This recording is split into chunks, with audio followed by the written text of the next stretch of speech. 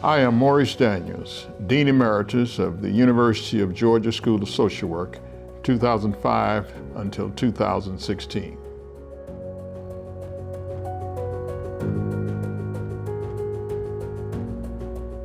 I completed my undergraduate and work at Indiana University in Bloomington. I also attended Indiana University to complete my MSW degree and enrolled in a doctoral program at Indiana.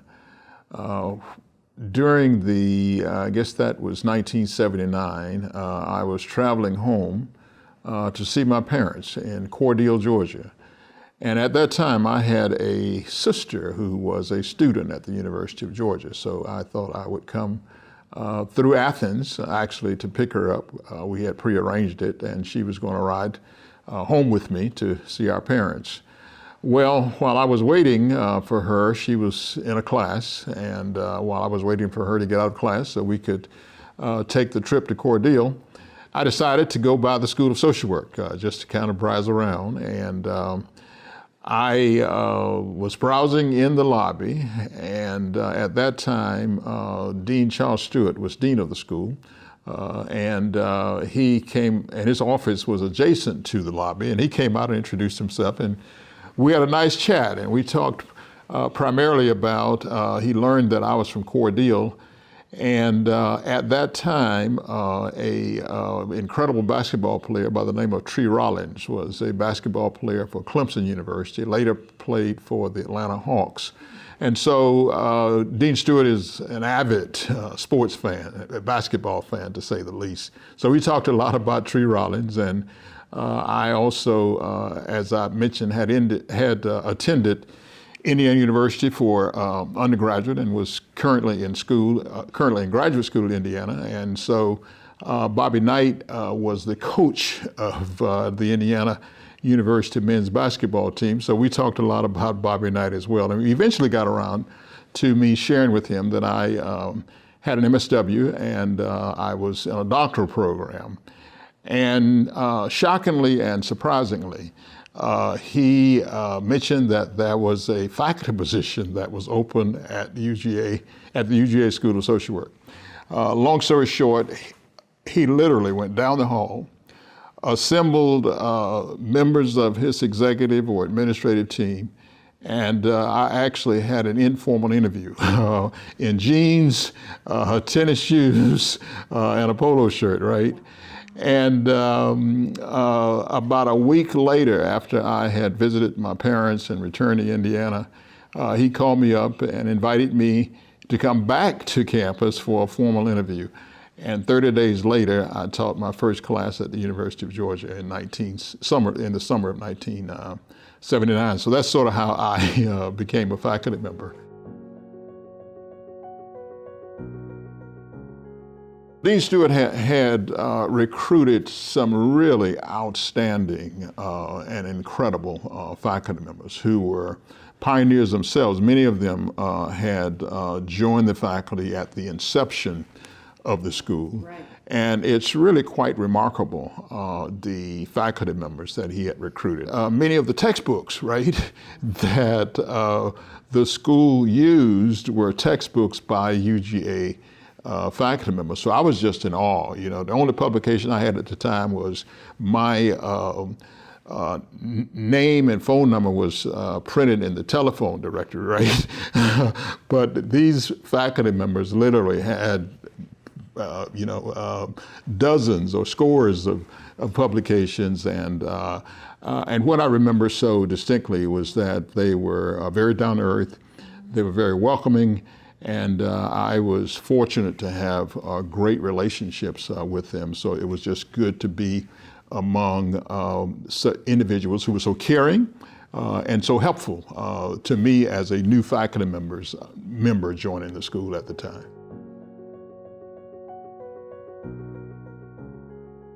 after Dean Stewart retired, and I think at the time that he retired, he was the longest serving social work dean in the nation, 30 plus years. And after he retired, Dean Bonnie Yegatis was appointed as dean of the school, and so I worked with Dean Yegatis for several years. And upon her, she actually did not retire when she left the school. She actually, I believe, she was appointed to a position in the provost's office. Yes.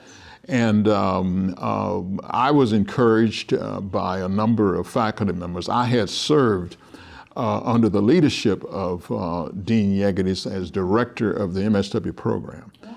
And I had done that for about 10 or maybe 11 years.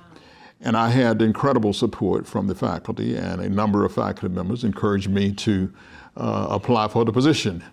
And I applied for the position, and during that first search for the deanship, following the tenure of Dean Yegatis, that search actually failed. So I didn't get the job, and the other candidates were not appointed either. So I was encouraged to apply again. And I thought about it long and hard, and with the encouragement of a number of faculty members and community members and even some colleagues from other institutions, I decided to reapply. And I reapplied, and I was appointed dean by Provost Arnett Mace and President Michael Adams in 2005.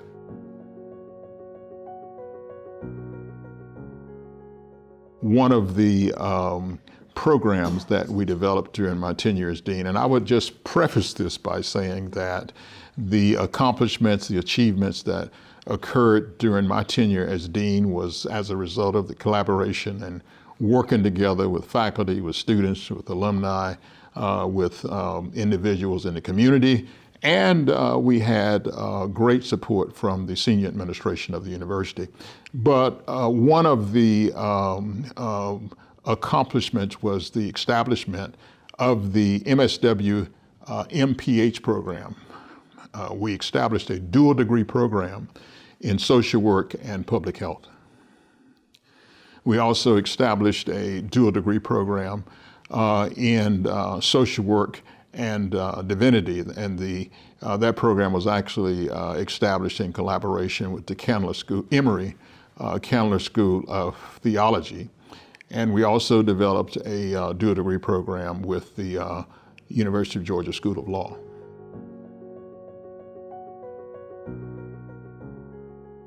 We hired some outstanding faculty members, but I would say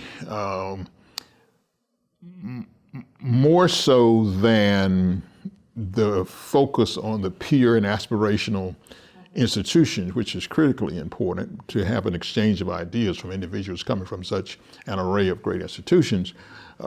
More importantly, to me, in terms of the accomplishment, was we brought in some faculty members who were dedicated and committed to the cause of social justice.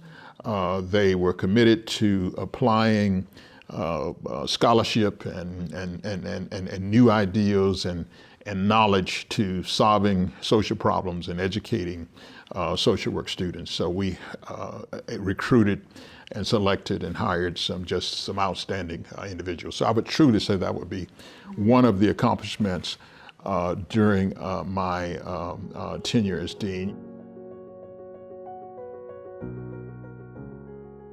The endowment of the Donald L. Hollowell Distinguished Professorship. That was also an incredible accomplishment for our school. Our school, unlike some more well-resourced schools, and our school, unlike schools where graduates make far more, have far more financial rewards, so to speak, for their work. I mean, we have incredible rewards for the work that we do, but they're not always financial. We were able to raise the funds and to engage in the development to create and to establish the Donald L. Hollowell Distinguished Professorship. So that was another great accomplishment during my tenure.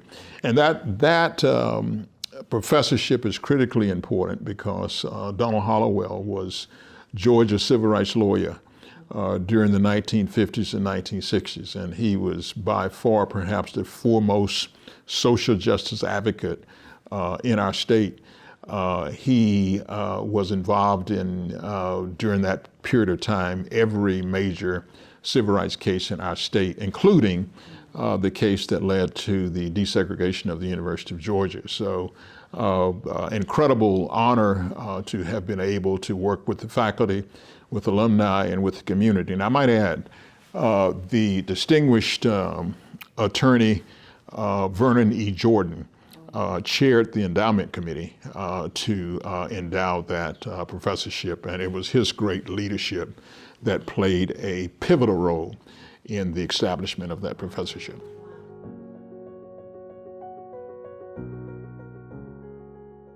And so the importance of the Center for Social Justice in establishing that center was to create a center where various disciplines could work together to focus on some of the significant social ills that we face in this community and in our state and nation and world for that matter. And I might mention Dr.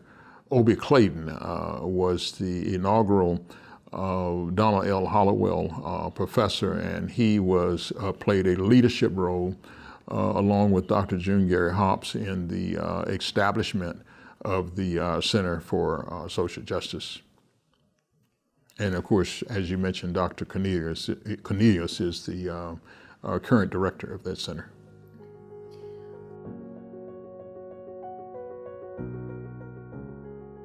The major challenge, or certainly one of the major challenges that we had to plow through was I was dean during the years of the Great Recession. So beginning in about maybe 2008, 2009 until about 2012, 2013, every year, we had a budget reduction. And so how do you maintain faculty morale and staff morale in that kind of environment? And then how do you sustain financial support for students, and how do you recruit outstanding and bright and the best students when your budget is being reduced? So that was a major challenge that we faced during the time that I served as dean.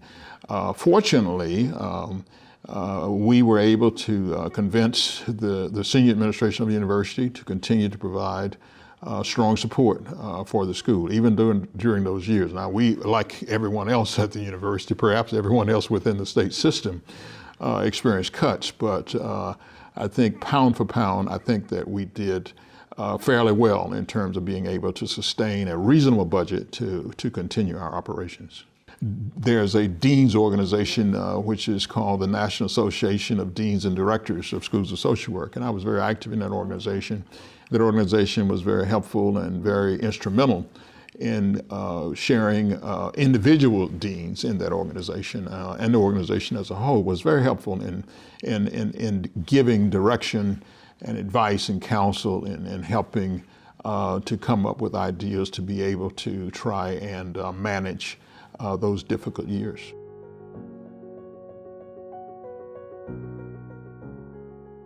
I stepped aside as dean in 2016, and I worked an additional year on a sort of a sabbatical, and I actually worked on finishing up another book that I had an opportunity to author. Working on another book and working on a documentary. But my first love, and I guess I can say this, or my grandkids, my wife might have an issue with that, but I'd say my first love my grandchildren, and so I spend a lot of time with I try to spend as much time as possible with my grand. I try to spend more time with my wonderful daughters and wife and other extended family members. And I'm also probably too involved, and I had made a pact that I was not going to serve on any additional boards. And I just, within the last month, started serving on a new board here in Athens. It's a wonderful board, and I'm enjoying the work. I've only been to one board meeting. You may be familiar with the Athens Community Foundation.